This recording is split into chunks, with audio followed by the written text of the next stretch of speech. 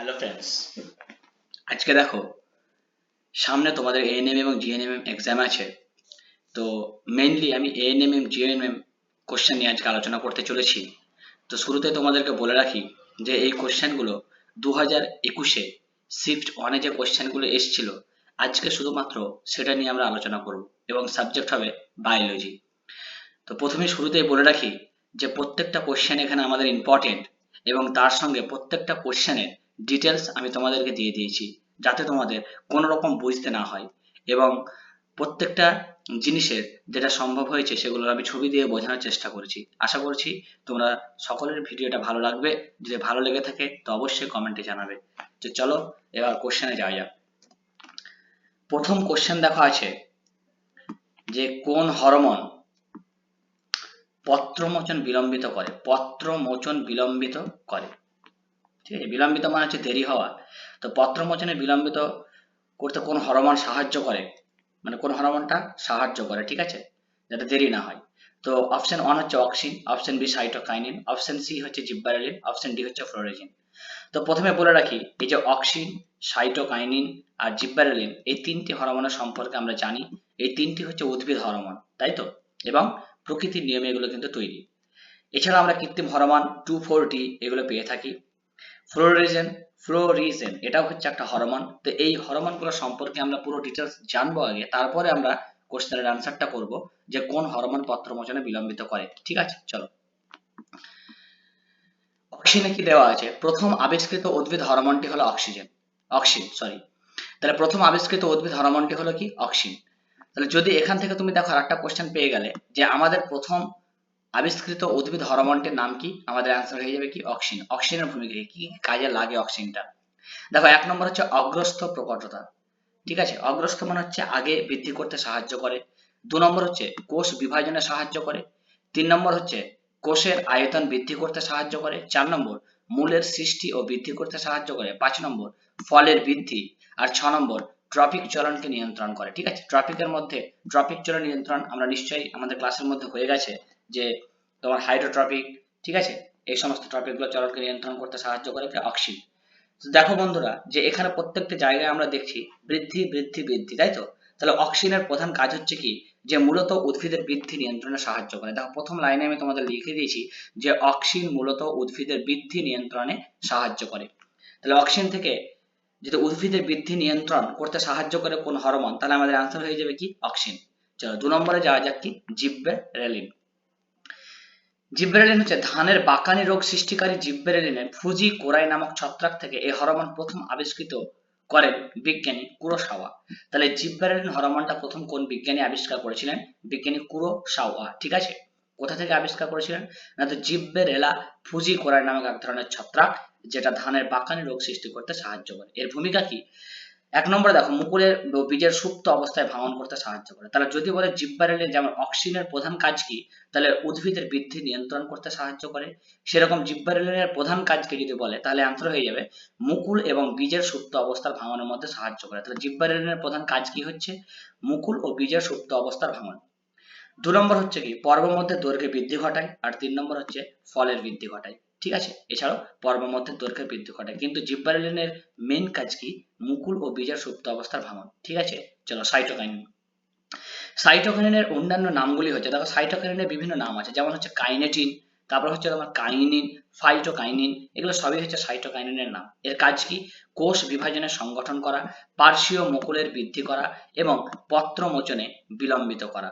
তাহলে কোষ বিভাজনে সাহায্য করছে, দেখো অক্সিন হরমোনও কোষ বিভাজনে সাহায্য করছে এবং সাইটোকাইনিনও কোষ বিভাজনে সাহায্য করছে, তাই তো। এছাড়া দেখো পার্শ্বীয় মুকুলের বৃদ্ধি এবং পত্র মোচনে বিলম্বিত করা। বিজ্ঞানী রিচমন্ড এবং ল্যাং পরীক্ষার দ্বারা ধারণাটি প্রমাণ করা হয়েছিল বলে একে রিচমন্ড ল্যাং বলা হয়। তাহলে যদি আমাদের পরীক্ষার কোশ্চেনে দেয় যে রিচমন্ড ল্যাং ইফেক্ট কোনটাকে বলা হয়, তাহলে এটা হয়ে যাবে সাইটোকাইনিন, ঠিক আছে। বিজ্ঞানী রিচমন্ড এবং ল্যাং এই পরীক্ষাটা করেছিলেন। তাহলে দেখো এখান থেকে আমরা অনেক রকম কোশ্চেন পেয়ে গেলাম। 4 নম্বর দেওয়া যাক, ফ্লোরিজেন কি? ফ্লোরিজেন হলো একটা হরমোন। ফ্লোরিজেন একটা কি হরমোন বা সিগন্যাল মলিকিউল, যা উদ্ভিদের ফুল ফোটানোর প্রক্রিয়াকে নিয়ন্ত্রণ করে। তাহলে ফ্লোরিজেন, দেখো ফ্লোরিজেনটা আসছে কোথা থেকে, ফ্লাওয়ার থেকে, অর্থাৎ ফুল ফোটানো সাহায্য করছে, ঠিক আছে। এটি পাতার উৎপন্ন হয় এবং উদ্ভিদের বিভিন্ন অংশে প্রবাহিত হয়ে ফুল ফোটানোর জন্য উদ্ভিদকে প্রয়োজনীয় সংকেত প্রদান করে। ফ্লোরিজেন উদ্ভিদের ফটো পিরিয়ডিজম, এই ওয়ার্ডটা মনে রাখবে, ঠিক আছে। ফটো পিরিয়ডিজম, যার অর্থ হচ্ছে দিন রাতের দৈর্ঘ্যের প্রতি সংবেদনশীলতার মাধ্যমে কাজ করে এবং গাছের ফুল ফোটানোর সময় নির্ধারণে গুরুত্বপূর্ণ ভূমিকা পালন করে, ঠিক আছে, বোঝা গেল। চলো, তাহলে তোমাদের কাছে চারটেই ক্লিয়ার হয়ে গেল, অক্সিন হরমোন, সাইটোকাইনিন, জিবারেলিন এবং ফ্লোরিজেন। তাহলে তোমরা সহজে অ্যান্সারটা করে দিতে পারবে যে কোন হরমোন পত্রমোচনে বিলম্বিত করে। আমাদের অ্যান্সার হয়ে যাবে কি, অপশন বি, সাইটোকাইনিন। ঠিক আছে বন্ধুরা, চলো নেক্সট কোশ্চেন যাওয়া যাক। যদি উদ্ভিদের শস্যের ক্রোমোজোমের সংখ্যাটা 3n = 27 হয়, তাহলে ওই উদ্ভিদের ডিম্বাণুর ক্রোমোজোমের সংখ্যা কত হবে? তো দেখো, এই শুক্রাণু, ডিম্বাণু, গ্যামেট এগুলো আমি তোমাদের ক্লাসের মধ্যে করিয়ে দিয়েছি, ঠিক আছে। এখানে যেহেতু ডিম্বাণুর কথাটা বলছে, তো এটা হচ্ছে একটা জনন কোষ, ঠিক আছে। তাহলে 3n, তাহলে এটা হচ্ছে হ্যাপ্লয়েড প্রকৃতির। একটা বলেছিলাম কি ডিপ্লয়েড, ডিপ্লয়েড যদি হয় তাহলে সেটা হয়ে যাবে 2n, আর যদি হ্যাপ্লয়েড হয় তাহলে সেটা হয়ে যাবে n। তাহলে দেখো এখানে আমাদেরকে বলেছে কি যে 3n ইকুয়াল টু বলেছে তোমার কত, 27। 3n ইকুয়াল টু কত হয়ে যাচ্ছে, 27। তাহলে যেহেতু এটা হচ্ছে হ্যাপ্লয়েড প্রকৃতির, তাহলে n ইকুয়াল টু আমরা যদি ভাগ করে দিই, তাহলে 27 কে যদি 3 দিয়ে ভাগ করি তাহলে আমাদের কত হয়ে যাবে, 9, তাই তো। তাহলে আমাদের আনসার হয়ে যাবে কত, অপশন এ, 9, ঠিক আছে। চলো নেক্সট। নিম্নলিখিত কোন অঙ্গের সাহায্যে আলু অঙ্গজ জননকে সম্পন্ন করে? তাহলে কে আলু, অঙ্গজ জনন সম্পর্ক তোমাদের আমি পড়িয়ে দিয়েছি, অঙ্গজ জনন, ঠিক আছে, এটা ডিটেলস আমি পড়িয়েছিলাম। তো এবার কোশ্চেন করেছে কি আলু অঙ্গজ জনন সম্পন্ন করে। অপশন এ বীজ, অপশন বি মূল, অপশন সি কাণ্ড, অপশন ডি হচ্ছে পাতা। তাহলে আলু দেখো আমি তোমাদেরকে বলেছিলাম মূলের মাধ্যমে হবে এবং কাণ্ডের মাধ্যমে হবে। তাহলে এখানে আমরা কোন অ্যান্সারটা বেছে নেবো, এটাই হচ্ছে এখন কোশ্চেন, তাই তো। তাহলে যেহেতু আলুর অঙ্গজ জননে মূল হয়, কাণ্ড হয়, কিন্তু কাণ্ডের মধ্যে দেখবে ভূমি নিম্নস্থ কাণ্ড যেটা হয় সেটা হচ্ছে পারফেক্ট আমাদের অ্যান্সার এখানে হয়ে যাবে। তাই মূলটাকে বাদ দিয়ে আমাদেরকে কাণ্ডটা অ্যান্সার নিতে হবে। তাই এখানে পারফেক্ট অ্যান্সার হয়ে যাবে কি, যে নিম্নলিখিত কোন অঙ্গের সাহায্যে আলু অঙ্গজ জনন সম্পন্ন করে, আমাদের অ্যান্সার হয়ে যাবে কি, কাণ্ড, ঠিক আছে। চলো, এক সংকর জননে অসম্পূর্ণ প্রকটতার ক্ষেত্রে দ্বিতীয় অপত্য বংশের জিনোটাইপিক অনুপাতটি কত, তাই তো। তাহলে জিনোটাইপিক কিসের অনুপাত চেয়েছে, দেখো একটা হচ্ছে ফিনোটাইপিক আর একটা হচ্ছে ফিনোটাইপ আর একটা হচ্ছে জিনোটাইপ। তো এখানে জিনোটাইপের অনুপাতটা আমাদেরকে চেয়েছে, তার আগে একটু ডিটেলস জেনে নিই। দেখো এক সংকর জননে কি বলছে, একটা চরিত্রের অন্তর্গত একজোড়া বৈশিষ্ট্যের, তাহলে দেখো এক সংকর জনন, এখানে কি বলেছে, এক সংকর মানে এক, তাহলে এখানে কটা চরিত্র আমরা নিচ্ছি, একটা চরিত্র নিচ্ছি, তাই তো। বৈশিষ্ট্যের দেখো মেন্ডেল, আমরা জানি যে মেন্ডেল মটর গাছ নিয়ে পরীক্ষাটা করেছিল, যে প্রজনন পরীক্ষা ও নিরীক্ষা সিদ্ধান্ত করেন তাকে এক সংকর জনন পরীক্ষা বলা হয়। তাহলে এক সংকর জনন পরীক্ষা কাকে বলে, যেখানে আমরা একটা চরিত্র নিয়ে আমরা পরীক্ষা করি, ঠিক আছে। এর থেকে তিনি পৃথকী ভবনের সূত্র প্রণয়ন করেছিলেন। তাহলে কিসের সূত্র তিনি প্রণয়ন করেছিলেন, পৃথকী ভবনের সূত্র তিনি প্রণয়ন করেছিলেন। তাহলে যদি এখান থেকে কোশ্চেন দেয় যে এক সংকর জনন পরীক্ষার অপর একটা নাম কি, তাহলে অ্যান্সার হয়ে যাবে কি, পৃথকী ভবনের সূত্র প্রণয়ন করা, ঠিক আছে, পৃথকী ভবনের সূত্র। এই পরীক্ষায় দেখো প্রাপ্ত ফিনোটাইপিক অনুপাত এবং জিনোটাইপিক অনুপাত আমরা দুটোই দিয়ে দিয়েছি।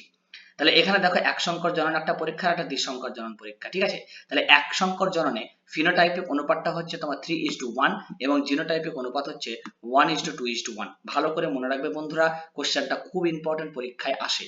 তাহলে এক সংকর জনন পরীক্ষায় অথবা পৃথকী ভবনের সূত্র পরীক্ষায় ফিনোটাইপিকের অনুপাত হচ্ছে 3:1, জিনোটাইপিকের অনুপাত হচ্ছে 1:2:1।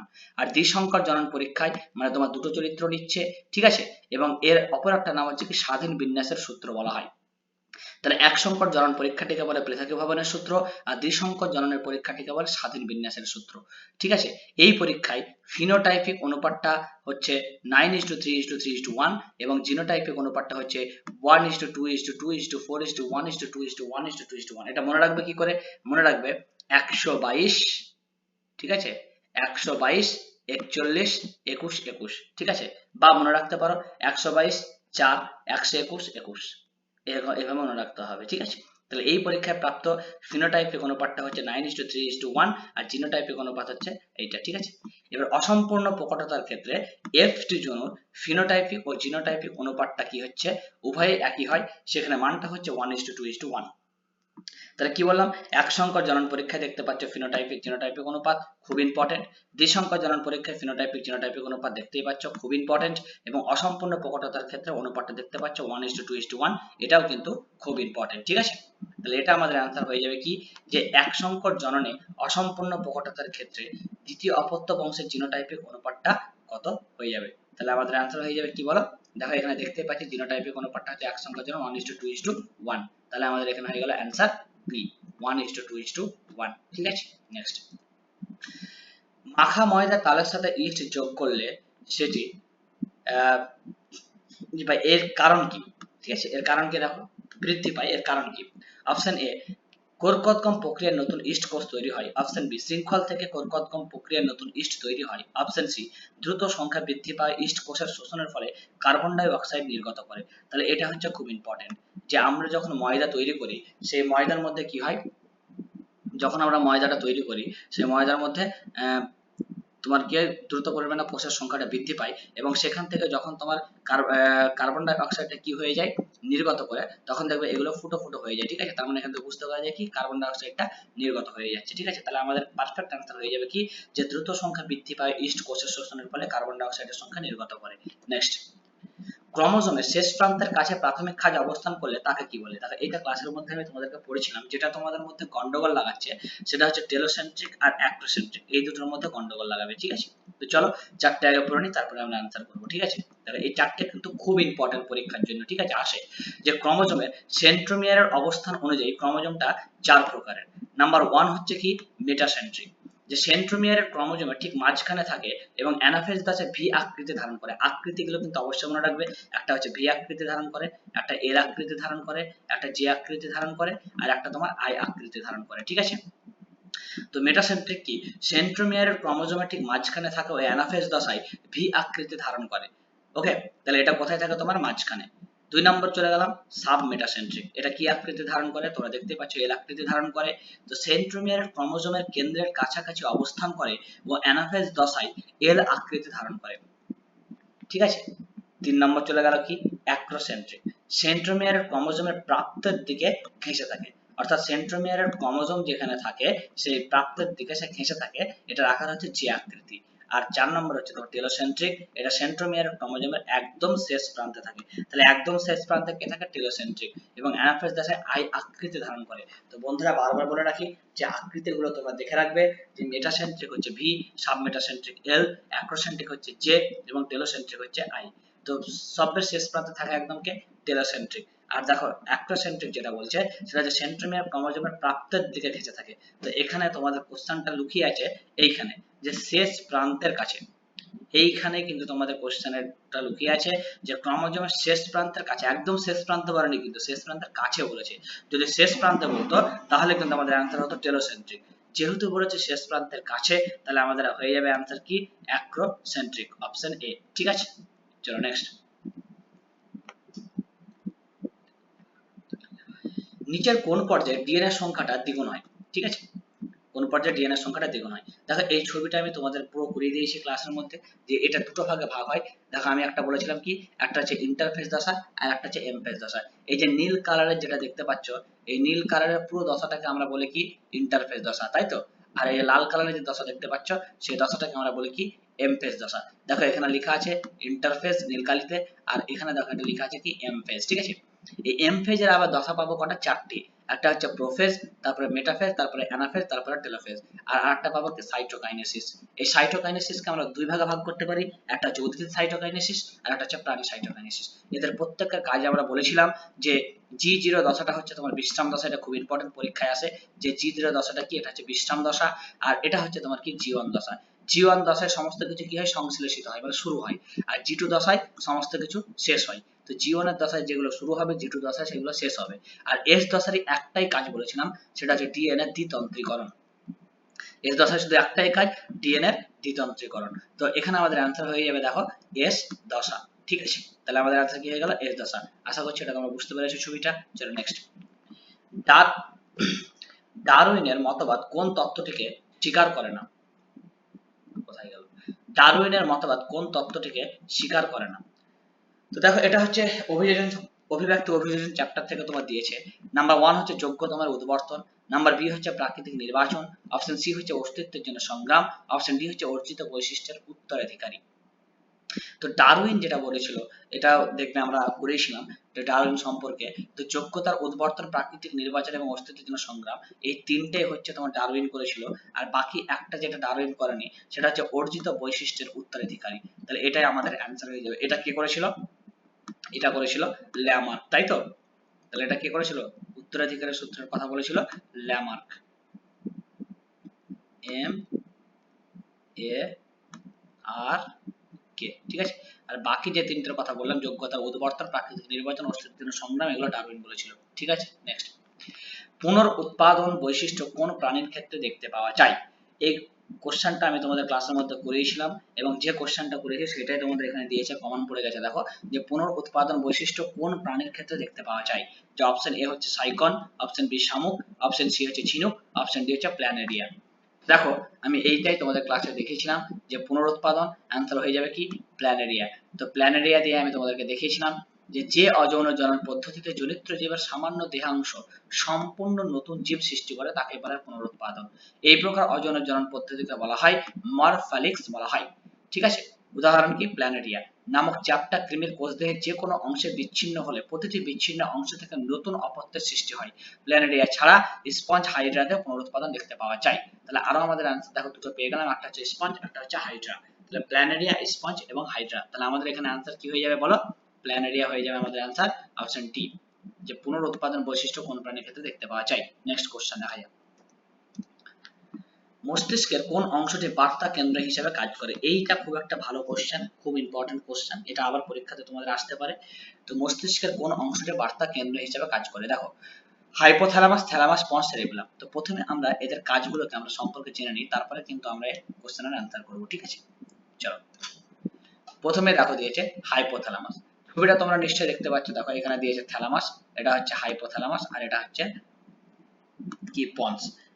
এটা হচ্ছে অ্যান্টেরিয়র পিটুইটারি, আর এটা হচ্ছে পোস্টেরিয়র পিটুইটারি, মানে অগ্র পিটুইটারি গ্রন্থি এবং পশ্চাৎ পিটুইটারি গ্রন্থি। এই যে পুরো ছবিটা তোমরা দেখতে পাচ্ছ, এই ছবিটা দেখো এইখান থেকে নেওয়া হয়েছে, ঠিক আছে। এই যে একটা বক্স দিয়ে দেখানো হয়েছে, এই বক্সের ছবিটাকে বড় করে তোমাদের এখানে নিয়ে এসেছে, ঠিক আছে। তো হাইপোথ্যালামাসটা কি? দেখো হাইপোথ্যালামাস কোথায় আছে? দেখো এইখানে, মানে এই যে তরলটা আমরা দেখতে পাচ্ছি এটা হচ্ছে কি? হাইপোথ্যালামাস। এটা দেখো এইখানের মধ্যে থাকবে, ঠিক আছে। তো হাইপোথ্যালামাস হলো মস্তিষ্কের একটা গুরুত্বপূর্ণ অংশ যা শরীরের অনেকগুলো স্বয়ংক্রিয় কার্যাবলীকে নিয়ন্ত্রণ করে। এটা মস্তিষ্কের নিচের দিকে অবস্থিত এবং পিটুইটারি গ্রন্থির সাথে সংযুক্ত। দেখো যেগুলো ইম্পর্টেন্ট সেগুলো আমি অন্য কালিতে তোমাদেরকে মার্ক করে দিয়েছি যাতে ইম্পর্টেন্ট মানে বুঝতে পারো তোমরা, ঠিক আছে। যদি জিজ্ঞাসা করে হাইপোথ্যালামাসের অবস্থান কোথায়, তাহলে এটি মস্তিষ্কের নিচের দিকে অবস্থিত এবং পিটুইটারি গ্রন্থির সাথে সংযুক্ত। তাহলে হাইপোথ্যালামাসের অবস্থান হচ্ছে কোথায়? যে মস্তিষ্কের নিচের দিকে এবং পিটুইটারি গ্রন্থির সাথে সংযুক্ত। হাইপোথ্যালামাসের কাজ কি? হাইপোথ্যালামাস তোমার শরীরের তাপমাত্রা, ক্ষুধা, তৃষ্ণা, ঘুম, হরমোন নিঃসরণ করতে সাহায্য করে। তাহলে এইটা হচ্ছে খুব ইম্পর্টেন্ট। যদি কোশ্চেন করে তোমাদেরকে যে হাইপোথ্যালামাস আমাদের শরীরের কি কি কাজ করে, তো শরীরের তাপমাত্রা নিয়ন্ত্রণ করে, ক্ষুধা, তৃষ্ণা, ঘুম এবং হরমোন নিঃসরণে সাহায্য করে। ওকে, এটি সংবেদনশীল স্নায়ুর সিগন্যাল পেয়ে শরীরের বিভিন্ন প্রতিক্রিয়া শুরু করে এবং হোমিওস্ট্যাটিস বজায় রাখতে সাহায্য করে, ঠিক আছে। তারপরে চলো থ্যালামাস। থ্যালামাস তোমরা দেখতে পাচ্ছ এই যে এখানে এই ছবির ক্ষেত্রে দেখতে পাচ্ছ যে এখানে এটা হচ্ছে কি? থ্যালামাস, ঠিক আছে। তো থ্যালামাস হলো মস্তিষ্কের একটা অংশ যা সংবেদনশীল তথ্যের প্রধান রিলে স্টেশন হিসেবে কাজ করে। এটা মস্তিষ্কের মধ্যভাগে অবস্থিত, তাহলে এর অবস্থান হচ্ছে মস্তিষ্কের মধ্যভাগে। হাইপোথ্যালামাসের অবস্থান ছিল কোথায়? মস্তিষ্কের নিচের দিকে এবং পিটুইটারি গ্রন্থির সঙ্গে সংযুক্ত, এটা হচ্ছে হাইপোথ্যালামাস। আর থ্যালামাসের কাজ অবস্থিত কোথায়? না, মস্তিষ্কের মধ্যভাগে। এটা হচ্ছে তোমার দৃষ্টি, শ্রবণ, স্বাদ, স্পর্শগুলিকে কর্টেক্সের সংশ্লিষ্ট প্রেরণ করতে সাহায্য করে, মানে এইগুলোই কাজ করে, ঠিক আছে। থ্যালামাসের মাধ্যমে এই সংবেদনশীল তথ্যগুলো প্রক্রিয়াকরণ এবং ব্যাখ্যা করা হয়। এছাড়াও থ্যালামাস বিভিন্ন মোটর ফাংশন এবং ঘুম জাগরণ চক্র নিয়ন্ত্রণ করতে সাহায্য করে। এইটা মনে রাখবে, ঘুম জাগরণ নিয়ন্ত্রণ করতে সাহায্য করে কে? থ্যালামাস, ঠিক আছে। এবার দেখো পন্স। পন্স ছবিতে তোমাদেরকে দেখালাম যে এটা হচ্ছে কি? পন্স, ঠিক আছে। যেটা অবস্থান আমরা দেখে নিই। পন্স হলো মস্তিষ্কের একটা অংশ যা মস্তিষ্কের তলদেশে এবং মস্তিষ্কের কাণ্ডের অংশ হিসেবে মস্তিষ্ক এবং মেরুদণ্ডের সঙ্গে সংযোগ স্থাপন করে। তাহলে এটা মস্তিষ্ক এবং মেরুদণ্ডের সঙ্গে সংযোগ স্থাপন করে। এটি মস্তিষ্কের অন্যান্য অংশের সাথে সংযোগ রক্ষা করার পাশাপাশি বিভিন্ন শারীরবৃত্তীয় কার্যক্রমকে নিয়ন্ত্রণ করে। কি কি কাজ করে? যেমন শ্বাস প্রশ্বাস, ঘুম, মুখের অনুভূতি এবং মুখের পেশির কার্যক্রমকে নিয়ন্ত্রণ করে। পন্স ছাড়াও স্নায়ুর সংকেত, স্থানান্তর এবং স্বায়ত্তশাসিত কার্যক্রম নিয়ন্ত্রণে গুরুত্বপূর্ণ ভূমিকা পালন করে। এবার দেখো সেরিবেলাম, ঠিক আছে। তো দেখো এটা হচ্ছে কি সেরিবেলাম, এই যে এখানে মস্তিষ্কের একদম ঠিক নিচের দিকে থাকে মেরিবেলাম, ঠিক আছে। তাহলে এটা হচ্ছে মস্তিষ্কের একটা গুরুত্বপূর্ণ অংশ যা মস্তিষ্কের পেছনের দিকে এবং মাথার খুলির সঙ্গে সংলগ্ন অবস্থায় থাকে, এটাকে আমরা কি বলবো? সেরিবেলাম, ঠিক আছে। সেরিবেলাম এর কাজ কি? সেরিবেলাম শরীরের সমন্বয়, ভারসাম্য এবং স্বতঃস্ফূর্ত মাংসপেশির ক্রিয়া নিয়ন্ত্রণে প্রধান ভূমিকাকে পালন করে থাকে। এটি মোটর নিয়ন্ত্রণে সূক্ষ্ম সুর এবং শারীরিক গতিবিধির সঠিকতা নিশ্চিত করতে সাহায্য করে। এছাড়াও সেরিবেলাম শিখন ও মোটরের স্মৃতির ক্ষেত্রে গুরুত্বপূর্ণ ভূমিকা পালন করে। তাহলে প্রত্যেকটা জায়গায় দেখো আমরা একটা করে পেয়ে গেলাম। এখানে দেখো আমরা পেলাম পন্স আর সেরিবেলাম, এখানে আমরা পেলাম কি? হাইপোথ্যালামাস এবং পেলাম কি? থ্যালামাস, ঠিক আছে। তো এবার আমাদের অ্যান্সার কি হয়ে যাবে? যে মস্তিষ্কের কোন অংশটি বার্তা কেন্দ্র হিসেবে কাজ করে। তোমাদের মনে হবে যে বার্তা কেন্দ্রটা আমরা কোনো জায়গায় পেলাম না, তাই তো? তো এখানে দেখো থ্যালামাসের জায়গায় বলেছে কি যে থ্যালামাস হলো মস্তিষ্কের একটা অংশ যা সংবেদনশীল তথ্যের প্রধান রিলে স্টেশন হিসেবে কাজ করে। এই রিলে মানে হচ্ছে তোমার কি? বার্তা, ঠিক আছে। রিলে মানে হচ্ছে বার্তা কেন্দ্র হিসেবে কাজ করে। তাহলে আমাদের অ্যান্সার হয়ে যাবে অপশন বি, থ্যালামাস হয়ে যাবে আমাদের পারফেক্ট অ্যান্সার, ঠিক আছে। চলো নেক্সট। নিচের কোনটি আরএনএ গঠনগত উপাদান নয়? তো দেখো এটাকে আমরা আরএনএ ডিএনএ পড়ানোর সময় বলেছিলাম যে ইউ আর, এটা বলেছিলাম, তাই তো। তাহলে ইউ আর অর্থাৎ ইউরাসিলটা তোমার আরএনএ তে থাকবে, যেটা থাকবে না সেটা হচ্ছে থাইমিন বেস। অপশন সি হয়ে যাবে আমাদের অ্যান্সার, ঠিক আছে। এখানে দেখো পিউরিন হয়ে যাবে অ্যাডিনিন গুয়ানিন, আর পিরিমিডিন হয়ে যাবে তোমার থাইমিন আর সাইটোসিন। এটা হচ্ছে তোমার কার ক্ষেত্রে? এটা হচ্ছে তোমার ডিএনএ এর ক্ষেত্রে, এটা হচ্ছে ডিএনএ এর ক্ষেত্রে, ঠিক আছে। কিন্তু আরএনএ এর ক্ষেত্রে শুধুমাত্র থাইমিনের পরিবর্তে তোমার কি থাকবে? আরএনএ এর ক্ষেত্রে এটা হচ্ছে ডিএনএ এর ক্ষেত্রে, ঠিক আছে। আর আরএনএ এর ক্ষেত্রে তোমার থাইমিনের পরিবর্তে শুধুমাত্র হয়ে যাবে কি? ইউরাসিলের, আমি সংকেত লিখে দিলাম ইউ, ঠিক আছে, যাতে তোমাদের মনে থাকে। তাহলে এই থাইমিনটা বাদ চলে যাবে, নিয়ে আরএনএ এর ক্ষেত্রে শুধুমাত্র ইউটা হয়ে যাবে, বাকি যা আছে সব একদম পুরো একই। এবং মনে রাখবে অ্যাডেনিন গুয়ানিনটা হচ্ছে পিউরিন আর পিরিমিডিন হচ্ছে থাইমিন সাইটোসিন, বা আরএনএ এর ক্ষেত্রে হচ্ছে ইউরাসিল এবং সাইটোসিন। ওকে, নেক্সট। হিঞ্জ সন্ধিটা কোথায় অবস্থিত? এটা একটা খুব ভালো কোশ্চেন, বায়োলজির ক্ষেত্রে পরীক্ষায় আসে। তো প্রথমে আমরা দেখে নিই যে কনুই থেকে কবজি পর্যন্ত থাকছে তোমার আলনা ও রেডিয়াস, কাঁধ থেকে কনুই পর্যন্ত থাকছে হিউমেরাস, মেরুদণ্ডটা থাকছে ভার্টিব্রা এবং কশেরুকা, কোমর থেকে হাঁটু পর্যন্ত থাকছে তোমার ফিমার এবং হাঁটুর নিচে থেকে গোড়ালি থাকছে টিবিয়া এবং ফিবুলা। আর হিঞ্জ জয়েন্টগুলি একটা সমতলের শরীরের নির্দিষ্ট অংশের চলাচলের অনুমতি দেয়। এটা আঙুল এবং পায়ের আঙুল, হাঁটু, কনুই, গোড়ালিতে হৃদসন্ধি জয়েন্ট রয়েছে। তাহলে কোথায় কোথায়? আঙুলে থাকতে পারে, পায়ের আঙুলে থাকতে পারে, হাঁটুতে থাকতে পারে, কনুইয়ে থাকতে পারে এবং গোড়ালিতে থাকতে পারে, ঠিক আছে। তাহলে এখানে দেখো যেটা আমরা পেয়ে যাচ্ছি সেটা হচ্ছে হাঁটুতে। তাহলে হৃদসন্ধি কোথায় অবস্থিত? আনসার হয়ে যাবে অপশন ডি, হাঁটুতে। ওকে, নেক্সট। কোন ব্যাকটেরিয়া নাইট্রাইট থেকে নাইট্রেটে পরিণত করে? তাহলে এটা হয়ে যাবে আমাদের কি? নাইট্রোসোমোনাস। অপশন বি হয়ে যাবে অ্যান্সার, যে কোন ব্যাকটেরিয়া নাইট্রাইট থেকে নাইট্রেটে পরিণত করে? নাইট্রোসোমোনাস আনসার হয়ে যাবে। চলো, হিমোফাইলাস ইনফ্লুয়েঞ্জা টাইপ 13 টিকা হলো কি? সংযুক্ত টিকা, টক্সাইড টিকা, নিষ্ক্রিয় জীবাণু টিকা এবং জীবিত জীবাণু টিকা। তো হিমোফাইলাস ইনফ্লুয়েঞ্জা টাইপ 13 টিকা হয়ে যাবে আমাদের অপশন এ হয়ে যাবে অ্যান্সার, সংযুক্ত টিকা, ঠিক আছে। নেক্সট। তো দেখো সংযুক্ত টিকা সম্পর্কে কিছু বলেছে যে এটি সংযোজিত টিকা হলো এমন একটা টিকা যেটা দুর্বল অ্যান্টিজেনকে একটা শক্তিশালী অ্যান্টিজেনের সাথে সংযুক্ত করে এবং একটা শক্তিশালী প্রতিরোধ প্রতিক্রিয়ার সৃষ্টি করার জন্য। তারা কি করছে? সংযোজিত টিকা আমরা তাকেই বলবো যেটা দুর্বল অ্যান্টিজেনকে একটা শক্তিশালী অ্যান্টিজেনের সাথে সংযুক্ত করা হয় এবং যেটা তৈরি করা সেটা শক্তিশালী প্রতিরোধ প্রতিক্রিয়া তৈরি করে। দেখো এই যে আমরা পড়লাম যে হিমোফাইলাস ইনফ্লুয়েঞ্জা টাইপ 13 টিকা, এটাকে বলা হয় হিপ ভ্যাকসিন আমরা বলতে পারি, ঠিক আছে। Hib vaccine can prevent Haemophilus influenzae type B Hib disease. This infection usually affect children under 5 years. তাহলে এই রোগটা আমরা দেখতে পাবো যে সমস্ত চিলড্রেনদের বয়স হচ্ছে, মানে ছোট ছোট শিশুদের বয়স হচ্ছে 5 বছরের মধ্যে। ওকে, নেক্সট। দেহের ভারসাম্য নিয়ন্ত্রণ করে কে? লঘু মস্তিষ্ক, গুরু মস্তিষ্ক, যোজক এবং সুষুম্না শীর্ষক। তার পুরো মস্তিষ্কের কাজ হচ্ছে প্রাণীদের চিন্তা, বুদ্ধি, স্মৃতি ইত্যাদিকে নিয়ন্ত্রণ করে। তাহলে প্রাণীদের চিন্তা, বৃদ্ধি, স্মৃতি ইত্যাদিকে নিয়ন্ত্রণ করে পুরো মস্তিষ্ক। তাহলে দেহের ভারসাম্যকে নিয়ন্ত্রণ করছে কে? লঘু মস্তিষ্ক। ঠিক আছে, বাকি যোজক এবং সুষুম্না শীর্ষকের সম্পর্ক তোমরা জানো। নেক্সট, ক্রিসমাস ডিজিজের অপর নাম কি? এটা খুব ভালো কোশ্চেন, এটা হিমোফিলিয়া থেকে এসেছে। যে ক্রিসমাস ডিজিজের অপর নাম কি? এটা হয়ে যাবে আমাদের অপশন বি, হিমোফিলিয়া বি।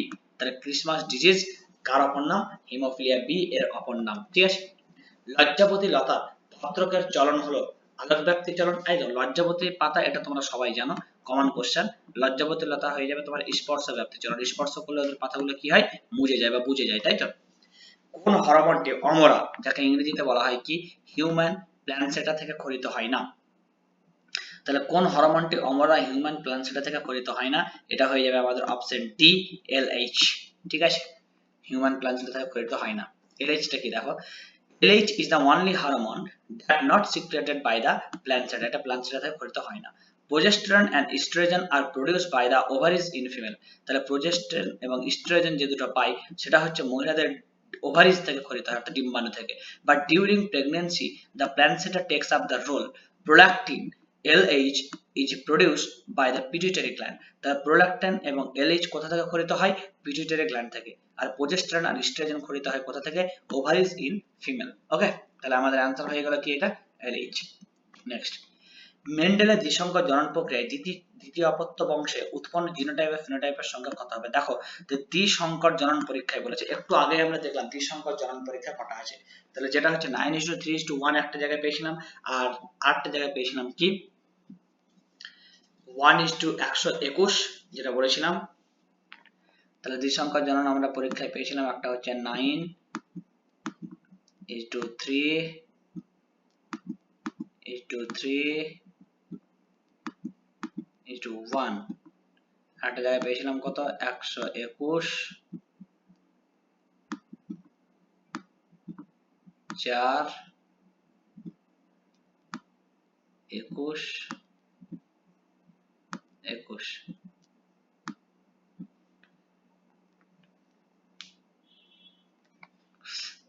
চলো এবার ওটা দেখে নিই, তাহলে ভালো হবে।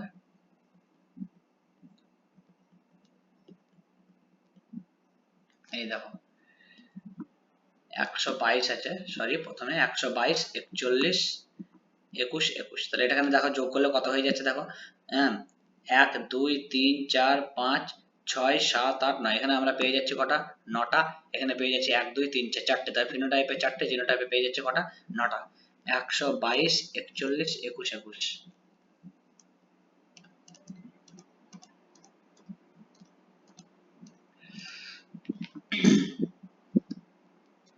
এইখানে হবে 141, 122, এখানে হবে 122, 4, 121, 21, তাই তো। তাহলে জিনোটাইপ হয়ে যাচ্ছে না, ফিনোটাইপ হয়ে যাচ্ছে 4। তাহলে অপশন এ হয়ে যাবে আমাদের অ্যান্সার। দেখো এখানে কটা পাচ্ছি? 4টে। এখানে কটা পাচ্ছি? 1, 2, 3, 4, 5, 6, 7, 8, 9। এখানে পেয়ে যাচ্ছে 9টা। জিনোটাইপের অনুপাত হয়ে যাচ্ছে 9। মনে রাখবে 122, 41 বা 122, 4, 121, 21। ঠিক আছে, প্রথম জিনগত উপাদানটি কি? তো প্রথম জিনগত উপাদান আমি তোমাদের বলেছিলাম এটা ক্লাসের মধ্যে, যে প্রথম জিনগত উপাদান হয়ে যাবে অপশন সি, RNA। ঠিক আছে, নেক্সট, সমবৃত্তীয় অঙ্গের উৎপত্তি কারণ। এই সমবৃত্তীয় অঙ্গের সম্পর্কে আমি একটু পরে তোমাদেরকে বলবো। তো এখানে শুধু দেখে নেব যে সমবৃত্তীয় অঙ্গটা কি। তো দেখো সমস্ত অঙ্গ, আমি ছবি নিয়ে একটু পরে তোমাদের সামনে এটা নিয়ে আসবো। ঠিক আছে, এখন শুধু দেখে নাও জিনিসটা কি। যে সমস্ত অঙ্গগুলি থেকে বোঝা যায় যে সংশ্লিষ্ট অঙ্গ তথা জীবগুলি উৎপত্তিগতভাবে এক, কিন্তু সময়ের সঙ্গে সঙ্গে বিভিন্ন প্রাকৃতিক পরিবেশে ছড়িয়ে গিয়ে অভিযোজিত হওয়ার ফলে বর্তমানে তাদের গঠন বিভিন্নভাবে পরিবর্তিত হয়েছে। তাই এই সমস্ত অঙ্গগুলিকে বলা হয় অপসারী অভিব্যক্তি। অপসারী মনে হচ্ছে চারিদিকে ছড়িয়ে পড়বে, আর অভিসারী মানে হচ্ছে একদিকে ঝুঁকে যাবে। তো সমস্ত অঙ্গগুলিকে বলা হয় অপসারী, আর সমবৃত্তীয় অঙ্গগুলিকে বলা হয় কি? অভিসারী। ঠিক আছে, তাহলে আমাদের এখানে চেয়েছে কি সমবৃত্তীয় অঙ্গের উৎপত্তির কারণ কি। তাহলে আমাদের আনসার হয়ে যাবে কি অপশন সি, অভিসারী বিবর্তন। তো বন্ধুরা বলে রাখি যে অভিসারী আর অপসারী জিনিস দুটো একটু পড়ে নেবে, তাহলে তোমাদের বুঝতে সুবিধা হবে। ঠিক আছে, নেক্সট, শুক্রাশয়ের কোন কোষ থেকে টেস্টোস্টেরন হরমোন খরিত হয়? শুক্রাশয়ের কোন কোষ থেকে টেস্টোস্টেরন হরমোন খরিত হয়? এটা হয়ে যাবে আমাদের অপশন ডি, হয়ে যাবে আমাদের আনসার ইন্টারস্টিসিয়াল কোষ। ঠিক আছে, নেক্সট, নিউক্লিয়াস গঠনকারী অঞ্চলটি দেখা যায়, নিউক্লিয়াস গঠনকারী অঞ্চলটি দেখা যায় কোথায়? প্রাথমিক খাঁজে, স্যাটেলাইট অঞ্চলে, গৌণ খাঁজে, টেলোমিয়ার বা প্রান্তীয় অঞ্চলে। এটা আমাদের আনসার হয়ে যাবে প্রাথমিক খাঁজে, অর্থাৎ অপশন এ হয়ে যাবে আমাদের আনসার। ব্লাড ব্যাংক রক্ততন্ত্র রোধক হিসেবে সবচাইতে বেশি ব্যবহৃত হয় কোনটা? তো ব্লাড ব্যাংকে রক্ততন্ত্র রোধক হিসেবে সবচাইতে বেশি ব্যবহৃত হয় সেটা হচ্ছে অপশন বি, সোডিয়াম সাইট্রেট। ঠিক আছে, তাহলে ব্লাড ব্যাংকে রক্ততন্ত্র রোধক হিসেবে সবচাইতে ব্যবহৃত হয় সোডিয়াম সাইট্রেট। নেক্সট দেখো কেন রক্ততন্ত্র রোধক হয়। অন্যান্য তন্ত্র নিরোধকগুলি বেশি মাত্রায় মেশানো হলে রোগীর দেহে ওই রক্ত দেওয়ার পরে ক্যালসিয়াম প্লাস Ca2+ থেকে যায়, অর্থাৎ বিপাক হয় না, ফলে রক্ততন্ত্র তঞ্চিত হতে প্রভাবিত করে। আধার গ্রন্থিকাণ্ড, আলোর স্ফুটকাণ্ড মটর কাছে আকর্ষক কি জাতীয় অঙ্গ? ঠিক আছে, তো একটু আগে আমি তোমাদের বলেছিলাম যে তোমাদের সামনে সমসংস্থান সমাবৃত্তি অঙ্গ নিয়ে আমি তোমাদের সামনে আসবো। তো দেখা যাক তারপরে পরে এই কোশ্চেনটা আমরা অ্যান্সার করছি, আগে দেখি যে এখানে কি দিয়েছে। তো দেখো সমসমস্ত অঙ্গ, ঠিক আছে, হোমোলোগাস অর্গান, এই যে ছবিটা দেখতে পাচ্ছ, দেখো এদের স্ট্রাকচার গুলো প্রত্যেকটা কিন্তু একই, এবং কি কি আছে? হিউমেরাস আছে, রেডিয়াস আলনা আছে, কার্পাল মেটাকার্পালস আছে, আর একটা কি? ফ্যালাঞ্জাইটিস। এটা হচ্ছে মানুষের একটা হাত, এটা হচ্ছে বিড়াল, এটা হচ্ছে তিমি, আর এটা হচ্ছে তোমার বাদুড়। ঠিক আছে, তো সমস্ত অঙ্গের তাহলে এগুলো চারটে চারটে এক্সাম্পল দেখিয়েছে, কিন্তু তাদের স্ট্রাকচারটা হচ্ছে একই। একে আমরা কি বলবো? সমস্ত অঙ্গ। সম মানে সমান, সমস্ত অঙ্গ। ঠিক আছে, বিভিন্ন জীবদেহে যেসব অঙ্গের উৎপত্তি এবং অন্তর্গত এক, কিন্তু বিভিন্ন পরিবেশে অভিযোজনের জন্য বাহ্যিক গঠন ও কার্যগত দিক থেকে তারা আলাদা, তাদের আমরা বলবো কি? সমস্ত অঙ্গ। অর্থাৎ অভিযোজনের বাহ্যিক গঠন ও কার্যগত দিক থেকে তারা আলাদা, ঠিক আছে, কিন্তু উৎপত্তি এবং অন্তর্গঠন দিক থেকে তারা কিন্তু একই। তাহলে উৎপত্তি এবং অন্তর্গঠন দিক থেকে একই, কিন্তু বাহ্যিক গঠন এবং কার্যগত দিক থেকে তারা আলাদা। উদাহরণ কি দেখো, নাম্বার 1, প্রাণীর সমস্ত অঙ্গ, যেমন হচ্ছে বাদুড়। এই এক্সাম্পলটা অবশ্যই মনে রাখবে, পরীক্ষায় কিন্তু এক্সাম্পল থেকে তোমাদের আসবে। ঠিক আছে, দেখো বাদুড়ের ডানা, সিল বা তিমির অগ্রপদ বা ফিলিপার, ঘোড়ার অগ্রপদ, বিড়ালের অগ্রপদ এবং মানুষের হাত সমস্ত অঙ্গের উদাহরণ। ঠিক আছে, এই অঙ্গগুলির কাজ বহিরাকৃতি আলাদা হলেও এদের অঙ্গগুলির প্রত্যেকটি হিউমেরাস, রেডিয়াস, আলনা, কার্পাল, মেটাকার্পাল, ফ্যালেঞ্জেস নামক হাড় নিয়ে গঠিত, যেগুলো আমি এখানে তোমাদেরকে ছবিতে একটু আগেই বললাম। ঠিক আছে, বাদুড়ের অগ্রপাত ওড়ার জন্য এবার কোনগুলো কিসের সাহায্যে ব্যবহার হয়? দেখো বাদুড়ের অগ্রপাত ব্যবহার হয় ওড়ার জন্য, তিমির ফিলিপা সাঁতারের জন্য, ঘোড়া বা বিড়ালের অগ্রপাত দৌড়ানোর জন্য, মানুষের অগ্রপাত কোনো জিনিস ধরা বা অন্যান্য সৃজনশীল কাজের জন্য পরিবর্তিত হয়। এবার উদ্ভিদের ক্ষেত্রে দেখো, উদ্ভিদের সমস্ত অঙ্গের ক্ষেত্রে কি কি কাণ্ড পরিবর্তনের ক্ষেত্রে পড়ছে? ফণিমনসার পর্ণকাণ্ড, আলুর স্ফীতকন্দ, আদার গ্রন্থিকণ্ড, ঝুমকলতার আকর্ষ। দেখো এইটাই আমাদের কোশ্চেন আছে, যে আলুর স্ফীতকন্দ, আদার গ্রন্থিকাণ্ড, ঝুমকলতা। তাহলে আমাদের আনসার হয়ে যাবে কি? সমস্ত অঙ্গ। অপশন এ হয়ে যাবে আমাদের অ্যান্সার। তো চলো বাকিটা জেনে নিই। পরিবর্তিত পাতার ক্ষেত্রে হয়ে যাবে ফণিমনসার, পত্রকণ্টক, শতমূলীর পর্ণকাণ্ডক এবং হাইজরা। উদ্ভিদের শাখা আকর্ষের জন্য আলাদা হলেও এরা সকলে উদ্ভিদের পরিবর্তিত পাতা বিশেষ। তো বন্ধুরা এখানে বলে রাখি, সমস্ত অঙ্গ হচ্ছে যারা গঠনগত দিক থেকে একই, কিন্তু বাহ্যিক দিক থেকে যারা আলাদা। ঠিক আছে, সেটাই হচ্ছে সমস্ত অঙ্গ। বাকি প্রাণীর সমস্ত অঙ্গ এখানে তোমরা দেখতে পাচ্ছ যে প্রাণীর সমস্ত অঙ্গ, আর এখানে দেখতে পাচ্ছ উদ্ভিদের সমস্ত অঙ্গ। এই দুটো একটু ভালো করে দেখে রাখবে, কারণ এক্সাম্পল থেকে কিন্তু এই কোশ্চেন গুলো অ্যান্সার থাকবে। ঠিক আছে, চলো সমবৃত্ত অঙ্গ এবার অ্যানালগ। এখানে দেখতে পাচ্ছ এটা হচ্ছে পাখির ডানা উপরে, আর এটা হচ্ছে পতঙ্গের ডানা। এদের দেখো এদের স্ট্রাকচার কিন্তু একই নয়, কিন্তু বাহ্যিক গঠনটা কিরকম? একই রকম। তো বিভিন্ন জীবদেহে যেসব অঙ্গগুলি উৎপত্তি এবং অন্তর্গঠন ভাবে ভিন্ন হলেও একই পরিবেশে অভিযোজনের দরুন বাহ্যিক গঠন কার্যগত ভাবে এক হয়, তাদের সমবৃত্তি অঙ্গ বলে। মানে সমস্ত অঙ্গ ঠিক উল্টোটা হচ্ছে কি? সমবৃত্তি অঙ্গ। এর এক্সাম্পল গুলি দেখো, 1 নম্বর প্রাণীর সমবৃত্তীয় অঙ্গ। ঠিক আছে, পতঙ্গ, পাখি, বাদুড় প্রভৃতি প্রাণীর ডানা ওড়াবার জন্য ব্যবহৃত হলেও এদের উৎপত্তি অভ্যন্তরীণ গঠন ভিন্ন। পতঙ্গের ডানা এবং বহিঃকঙ্কাল বা কিউটিকলে প্রসারিত অংশ মাত্র। পাখির ক্ষেত্রে আবার তা পালক আবৃত রূপান্তরিত অগ্রপদ বিশেষ। অপরদিকে বাদুড়ের ক্ষেত্রে ডানাটি হলো লোমে ঢাকা অগ্রপদের নখ থেকে পশ্চাৎপদ অবধি চামড়ায় প্রসারিত অংশ, যার নাম হচ্ছে প্যাটাজিয়াম। এই প্যাটাজিয়াম অর্থটা কিন্তু মনে রাখবে, পরীক্ষায় দিয়ে দিতে পারে যে প্যাটাজিয়ামটা কি। 2 নম্বর দেখো, মৌমাছি, কাঁকড়া, বিছে প্রভৃতির তুল আত্মরক্ষায় ব্যবহৃত হলেও এদের উৎপত্তি এবং অভ্যন্তরীণ গঠন ভিন্ন। মৌমাছি হলো ওভিপোজিটর, পরিবর্তিত রূপ, ও কাঁকড়া বিছের হুল অন্তিম উদর খণ্ডক। তাহলে মৌমাছির হুলটা হলো কি? সরি, এটা হুল হয়ে যাবে, হয় হস্যু। মৌমাছির হুলটা হলো ওভিপোজিটরের, আর কাঁকড়া বিছের হুলটা হলো অন্তিম উদর খণ্ডক। উদ্ভিদের সমবৃত্তীয় অঙ্গ, তাহলে ওটা গেল প্রাণী।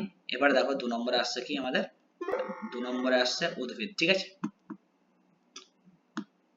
উদ্ভিদের সমাবৃত্তি অঙ্গ। মটর গাছ ঝুমকলতা গাছের আকর্ষক অংশটি বৃদ্ধির অবলম্ব হিসেবে কাজ করলেও এতে উৎপত্তি অভ্যন্তরীণ গঠন ভিন্ন, এবং মটর গাছের আকর্ষক হলো প্রাণীর সমবৃত্তীয় অঙ্গ রূপান্তরিত পত্র, এবং ঝুমকলতা গাছের আকর্ষটি হলো রূপান্তরিত শাখা বিশেষ।